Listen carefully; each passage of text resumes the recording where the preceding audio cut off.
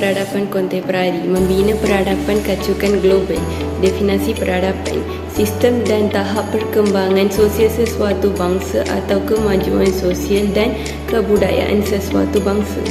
Definisi kontemporari pada masa yang sama, semasa atau semasa, iaitu perkara yang sedang berlaku dalam tempoh yang sama. Membina peradaban kacukan global. Globalisasi bermaksud dunia tanpa sempadan akibat kemajuan teknologi dan komunikasi. Kacukan global adalah salah satu daripada globalisasi yang dibawa oleh budaya luar, sama ada barat atau timur. Perkara ini mempunyai kesan dan impak positif dan negatif. Perkembangan kontemporari global dapat memasuki keseluruhan negara tanpa batas melalui perkembangan telekomunikasi dan sosial media. Ciri-ciri tanah Melayu sebelum pengaruh luar. Yang pertama, pemerintahan federal. Pemerintahan yang membolehkan sistem pemerintahan beraja terus wujud dalam masyarakat Melayu. Kedua, pemerintahan. Pemerintahan raja terletak pada kuasa diraja, iaitu pemerintahan takhta. Ketiga, kuasa dan kepimpinan berkaitan dengan politik, undang-undang, tata khus ekonomi dan ada istiadat berpusat di kalangan golongan pemerintah. Ekonomi. Kehidupan yang masih mundur. Sebagai contoh, ekonomi negara-negara kecil terpaksa bergantung kepada negara kuasa yang besar. Kegiatan perdagangan menjadi kegiatan terpenting. Sebagai contoh, syarikat multinasional barat dapat menguasai sepenuh perdagangan antarabangsa. Ekonomi secara diri. Kegiatan yang hanya cukup untuk menampung keperluan diri dan hanya keluarga sahaja. Pendidikan. Orang Melayu dan Cina mula kuat semangat nasionalisme. India masih mahu kekal bermastautin di Malaya. Sistem pendidikan di waktu ini adalah warisan budaya pendidikan zaman pemerintahan Inggeris atas desakan dan kesedaran orang Melayu untuk memperluaskan peluang pendidikan untuk kanak-kanak Melayu. Peradaban semasa global yang membawa impak positif, memperkenalkan teknologi baharu komunikasi dan maklumat.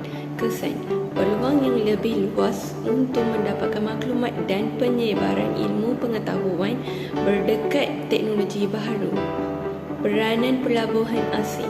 Kesan, dapat mewujudkan pekerjaan dan mengurangkan kemiskinan di sebilang negara. Penunjukan hak asasi kaum wanita. Kesan, kaum wanita tidak dipandang rendah. Komunikasi yang lebuh dan juga murah. Kesan, memudahkan global yang tinggal di luar bandar mendapatkan rangkaian dan berkomunikasi dengan efektif. Peradaban semasa global yang membawa impak negatif. Yang pertama, globalisasi menyebabkan pencemaran budaya. Budaya asing yang liar dari strata tempat yang tidak ditapis akan diikuti oleh generasi muda yang akan menjatuhkan nilai kemanusiaan seorang individu.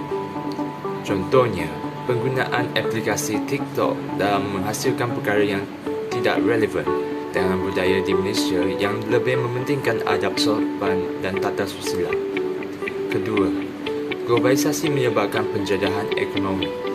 Kedudukan ekonomi negara mundur dan negara sedang membangunkan diketahui negara maju.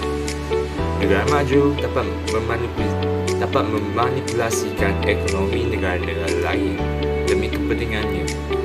Negara maju mempengaruhi minda penduduk dunia ketiga.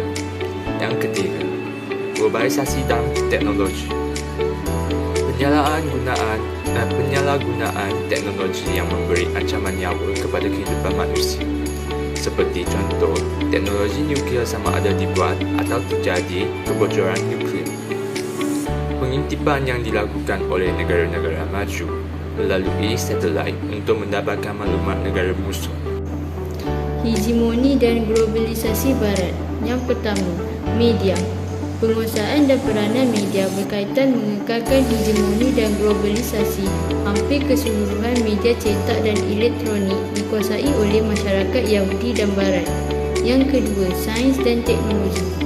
Etika Islam adalah hasil pemikiran Muslim terhadap nilai tingkah laku manusia secara zahir dan batinnya. Yang ketiga, isu sosial. Keruntuhan akhlak seperti remai yang ramai ikut budaya hedonisme, gejala seks bebas dan memperjuangkan hak kebebasan. Rapuhnya institusi keluarga seperti menjual anak, rebutan nafkah kaum lelaki dari kaum wanita yang lebih kaya dan perkahwinan sejenis. Oleh itu, keluarga bukan lagi tempat yang tenang dan selamat. Yang keempat, politik. Kuasa politik dunia dikuasai oleh blok barat seperti Amerika Syarikat, Britain dan Perancis. Yang kelima, ekonomi. Ekonomi negara-negara kecil yang terpaksa bergantung kepada negara kuasa besar. Hal ini kerana negara kuasa besar lebih menguasai penggunaan sumber asli serta perkembangan sains dan teknologi. Yang keenam, hak asasi manusia. Senarai pelbagai hak asasi manusia daripada hak sivil, politik, ekonomi, sosial dan kebudayaan. Hak asasi manusia tanpa batasan mula diamalkan dengan mengetepikan hukum agama. Contohnya, negara-negara barat telah mengeluarkan undang-undang perkahwinan sesama sejenis.